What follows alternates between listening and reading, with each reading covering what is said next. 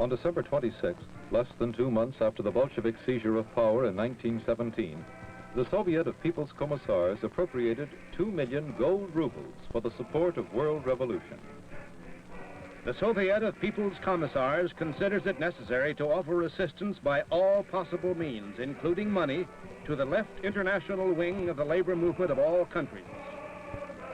Thus was established a basic principle of international communism, namely, world revolution under the assistance and guidance of the Soviet Union.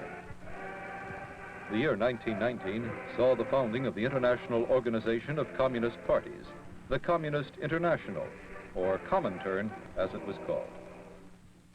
In 1919, in Moscow, a meeting of the Politburo debated the importance and function of the new organization.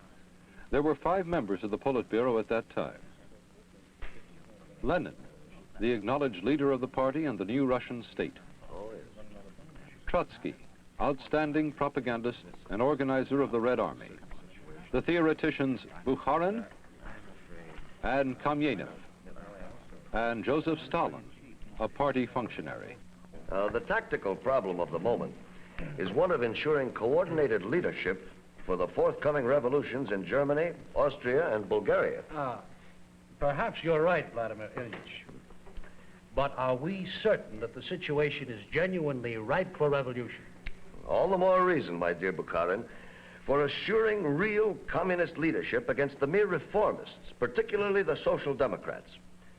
Rigid discipline imposed from above on those organizations willing to join us, and a campaign both legal and illegal to attract the masses to the communist banner, that is what the Communist International should be striving for. And who but ourselves should be making these preparations and determining the time to strike. Exactly. Our first objective should be to prepare for the proletarian revolution in the more advanced and industrialized countries. Without this, socialism in Russia may perish. We must not for one moment forget that socialism must be international. Trotsky, you're just peddling your theory of the permanent revolution again. Kamenev, you're not the realist you think you are. You know as well as I do that revolution in advance... Very well, please, Comrades, please. There's so much work to be done. Comrade Stalin, have you anything to say at this point? Only that having our agents in other countries is probably useful. Our agents? You talk like a Russian nationalist, not a communist. The revolution must be international in order for communism to succeed. The expected upheavals never took place, except for abortive uprisings in Germany and a short-lived communist regime in Hungary. As a result of these failures, the communists outside of Russia gradually became exactly what the Kremlin wanted them to become, agents of Soviet policy. However, the main objective of the Comintern, world revolution followed by the dictatorship of the proletariat, has never changed. The history of international communism is extensively documented in the Hoover Institution on War, Revolution, and Peace at Stanford University. Here to comment on international communism is the Assistant Director of the Hoover Institution, Witold Swarakowski. The first international organization of socialist-oriented workers was created in 1864 by Karl Marx. This so-called First International was little more than a discussion club for the airing of workers' grievances and was dissolved in 1876. The Second International, founded in 1889, 6 years after Marx's death, was a loose organization of socialist parties in various countries. The Second International attempted to coordinate the efforts of socialist parties and labor organizations to improve wages, working conditions, and the like. Prior to World War I, it urged the workers not to support their governments in the event of war. But when war broke out, the workers, particularly in France and Germany, did support their governments. It was this action that prompted Lenin to denounce the Second International and to form in January 1919 a third or Communist International. The Third International came to be called the Comintern. The Second Congress of the Comintern met in Petrograd and Moscow in July and August of 1920. There, Grigory Zinoviev, who had been installed as head of the Comintern, reaffirmed the ideas of the imminence of revolution in Europe and of the Second International as the principal enemy of that revolution. The Communist International was founded 15 months ago, and from its very first steps, it naturally had to cross swords with the Second International. Both our friends and our enemies in all Europe and America must face this fact and also recognize that our struggle has been crowned with success, and that as a result of this duel, the Second International has been knocked in the head by the Third International.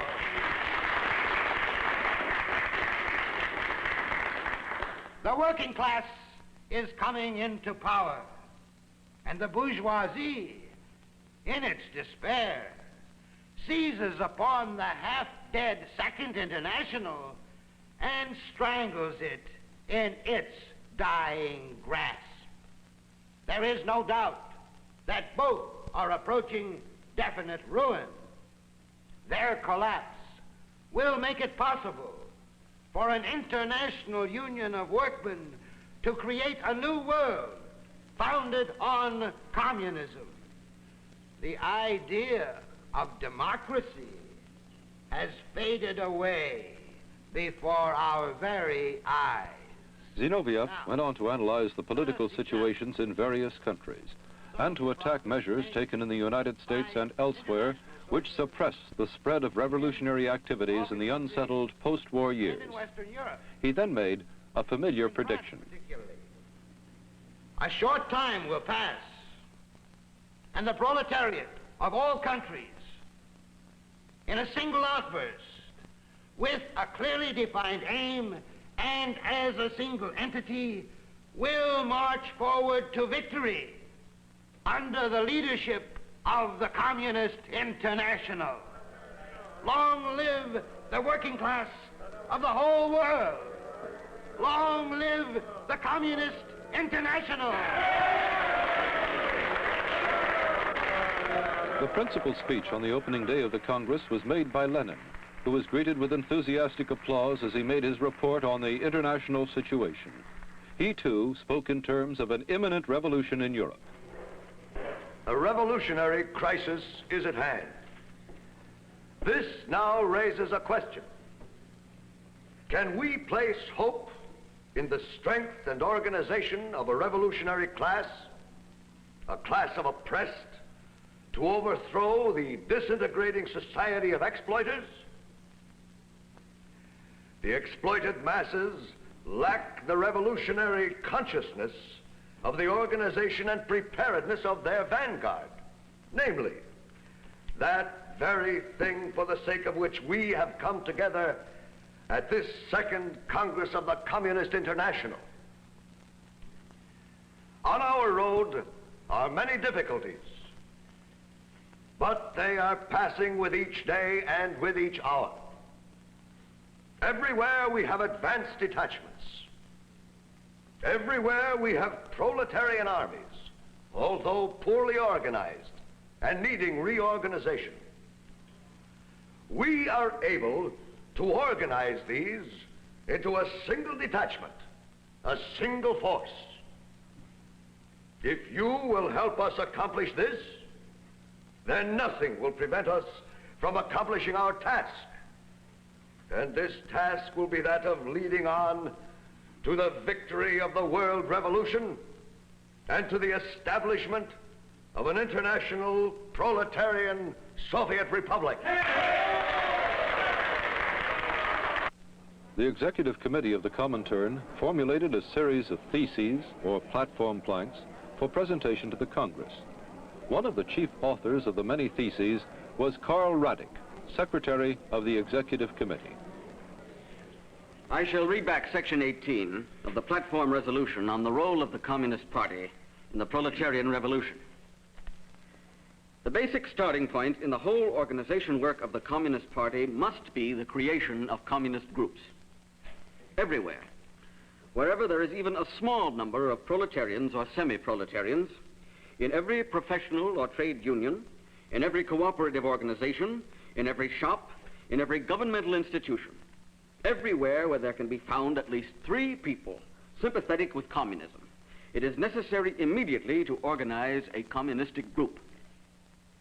Only the organized activity of communists makes it possible for the vanguard of the working class to lead the whole class. All communist groups operating in non-party organizations must submit implicitly to the party organization as a whole, irrespective of whether the party is at the given moment legal or illegal. Communist groups of all kinds should recognize further subordination to each other in strict hierarchical order, and as far as possible according to a most rigid system. Comrade Radek, will you also read back the preceding section of the resolution which stresses the importance of the illegal work of the party? Yes. Section 17. In a country where the bourgeoisie or the counter-revolutionary social democracy is in power, the Communist Party must learn to coordinate its legal work with its illegal work. And the legal work must always be under the effective control of the illegal party. Throughout the Congress, great emphasis was placed upon the importance of communist infiltration whenever and wherever possible, and on the primacy of the illegal apparatus of the party. Communism as an international conspiracy was on the march. Trotsky, in his closing speech at the Congress, put it this way. The months since the founding of the Communist International have been rich in profound historic content. We must look backward in order to determine the road traveled, but without taking our eyes off the enemy and without losing time, go forward. Now we have come out on the road that leads to world communism. In 1921, the Comintern developed a tactical approach known as the United Front. This was an appeal direct to the workers over the heads of their social democratic leaders. It invited them to follow communist leadership, and it urged them to make demands for wage increases and working conditions, demands so unreasonable as to create an irreconcilable situation between the workers on one hand and their employers and governments on the other. These efforts of the communists to break the workers away from their social democratic leaders failed. Attempts to foment revolution in Germany in 1923 and in Bulgaria in 1925 also ended in failure.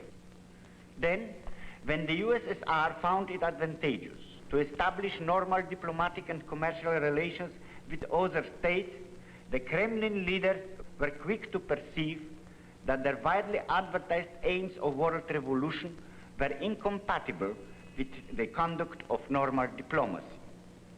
This resulted in changing the Comintern from being the vanguard of the world revolution to a kind of border guard for the Soviet fatherland. Stalin's attitude toward the Comintern is summed up in a word he used frequently when referring to it. He called it Lavachka, or Little General Store.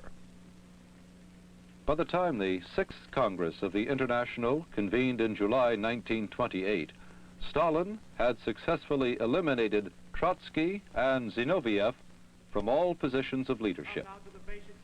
Bukharin was now head of the Comintern, but it was Stalin who pulled the strings. The duties of the foreign communist parties to the U.S.S.R. were clearly spelled out in a speech by Bukharin. International proletariat and the U.S.S.R.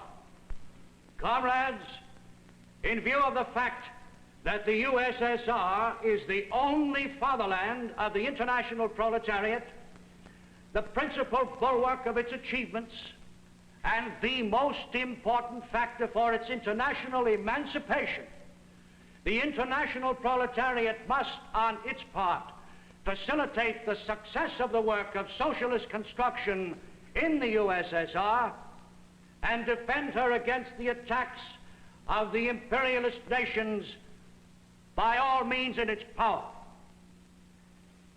In the event of the imperialist states declaring war upon and attacking the U.S.S.R., the international proletariat must retaliate by organizing bold and determined mass action and struggle for the overthrow of the imperialist government with the slogan, dictatorship of the proletariat and alliance with the U.S.S.R.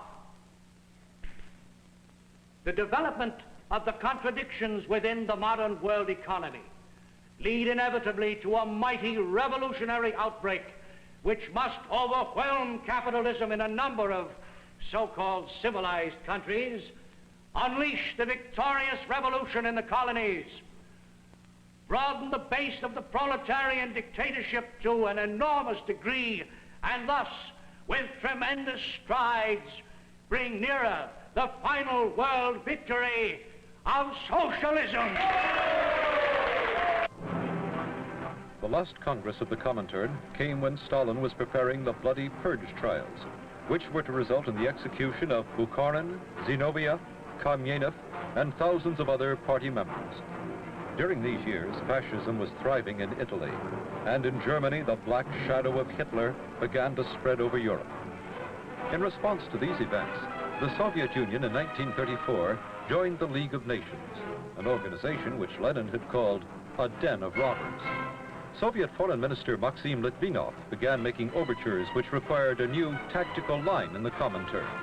The result was the Popular Front, which became an integral part of the new Soviet search for protective alliances.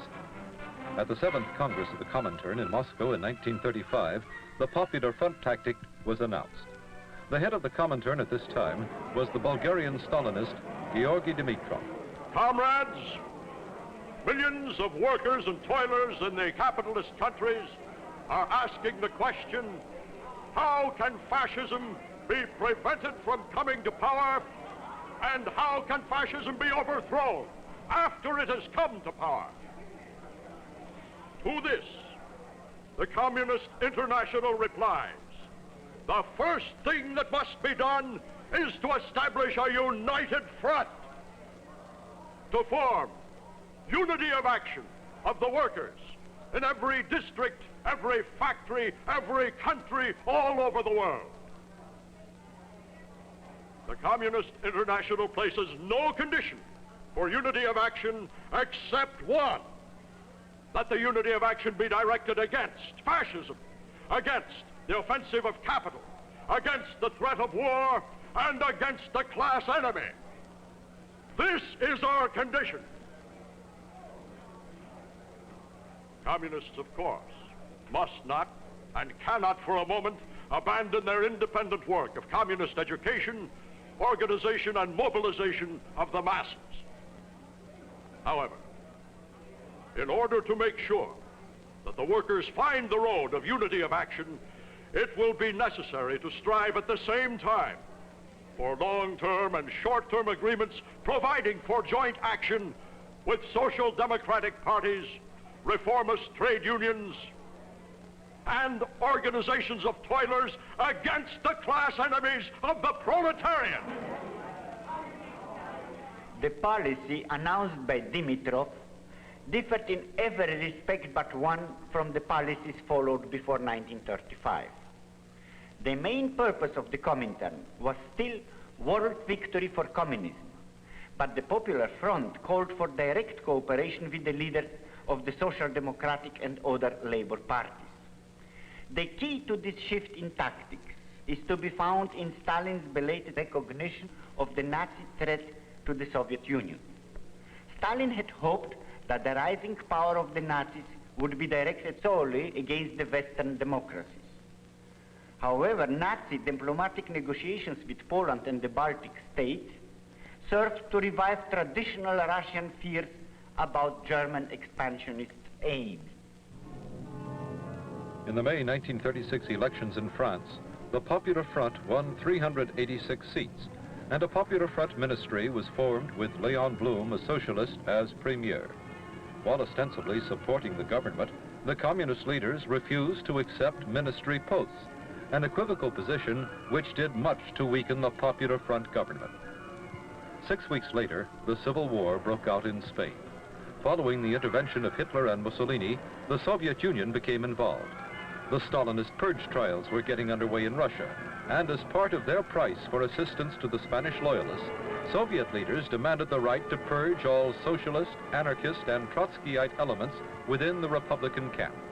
As within the Soviet Union, the purge was carried out with equal efficiency in Spain by agents of the Stalinist secret police.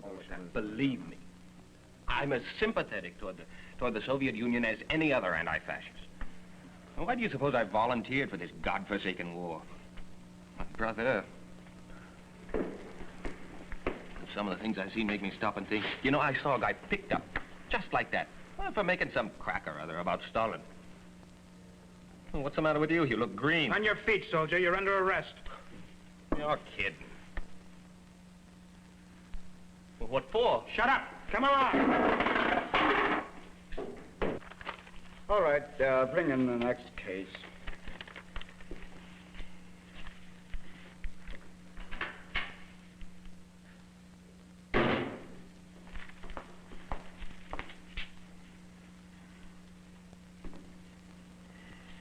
Yes, I have a report here representing conclusive proof that you're one of the agents of the counter-revolutionary conspiracy and also an agent of international fascism. Therefore... Wait a minute. You're not an officer in my brigade. If there's some phony charge against me, I want to know about it. You can't just sit there and accuse me. Now listen to me, and listen carefully. I not only can accuse you, I am your prosecutor, I'm your judge, and, in a manner of speaking, your executioner. And that's all. What are you going to do? You mean I can just take off? Yeah, you can just take off.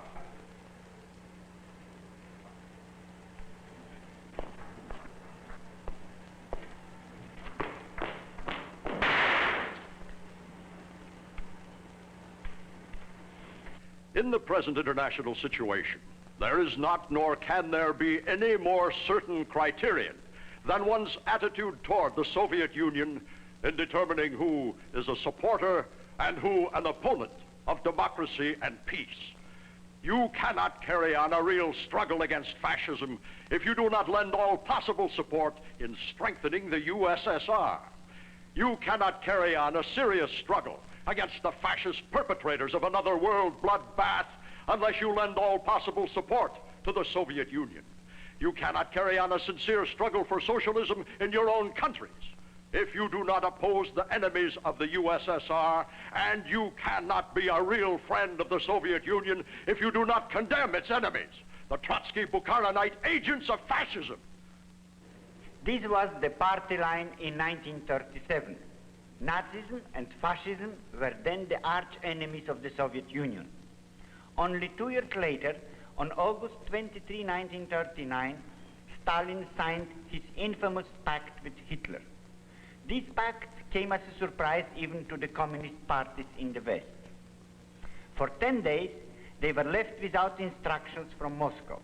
The result was a tragicomic muddle of conflicting statements, the majority of them inconsistent with the new Kremlin policy. But by the time of the Soviet invasion of Eastern Poland in mid-September, all of the parties had received their official instructions, and there was no longer any difference between the line as stated by the French, British, and other communist parties. Neither was there any more doubt in the eyes of the world about the Comintern as a direct agent of Soviet policy. On May 22, 1943, the Soviet Union launched one of its more successful propaganda efforts, the dissolution of the Comintern. When asked by a British journalist to give his views on the subject, Stalin gave the following answer. The dissolution of the Communist International is proper and timely because it facilitates the organization of the common onslaught of all freedom-loving peoples against the common enemy, Hitlerism. It exposes the lie of the Hitlerites to the effect that Moscow allegedly intends to intervene in the life of other countries and to Bolshevize them. It exposes the calumny of the adversaries of communism within the labor movement to the effect that communist parties in various countries allegedly are not acting in the interests of their people, but on order from outside. Actually, the Comintern was not dissolved, but went underground.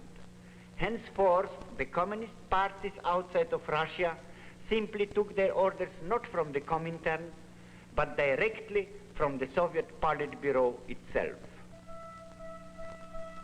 When the armies of the Grand Alliance met on April 25, 1945, the world was weary of war. By taking advantage of this fact, the Soviet Union was able to convert all of its military gains into political acquisitions. The aim of world revolution became converted into the aim of world conquest. Between the years 1945 and 1948, nearly 100 million Europeans came under Soviet rule.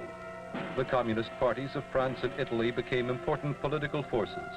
Mao Zedong and his communist armies were successfully fighting the Kuomintang in China. And throughout Asia and the Middle East, communists emerged in strength. In recent years, communist pressure has been evident in the newly independent countries of Africa. In fact, the communist parties have enjoyed far greater success since 1945 than in the days of the Comintern. In October 1947, a communist information bureau, the Cominform, was set up in Belgrade. It included representatives of the communist parties of the Soviet Union, France, Italy, and 6 of the East European people's democracies. A year later, Tito and Yugoslavia were expelled from the Cominform. Its offices were moved to Bucharest to be more directly under Soviet control. Subsequent events in East Berlin, Poznan, Warsaw, and Budapest exploded the myth of communism as a political ideology, enjoying the support of a majority of the working people. The Comintern and the Cominform no longer exist. However, we must not forget that they were only temporary means to an end which has not changed. Today, the Soviet government itself has assumed the task of directing communists all over the world toward that end. And that end was and still is communist world domination. Our next program will examine communism in the United States.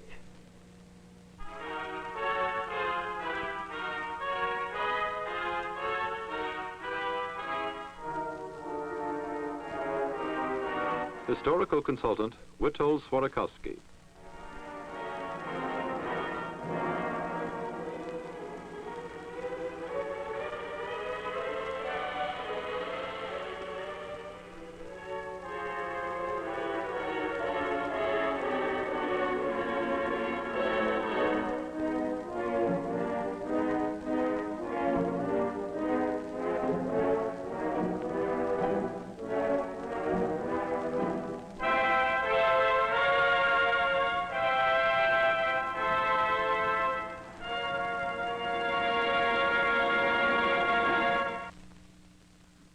This is National Educational Television.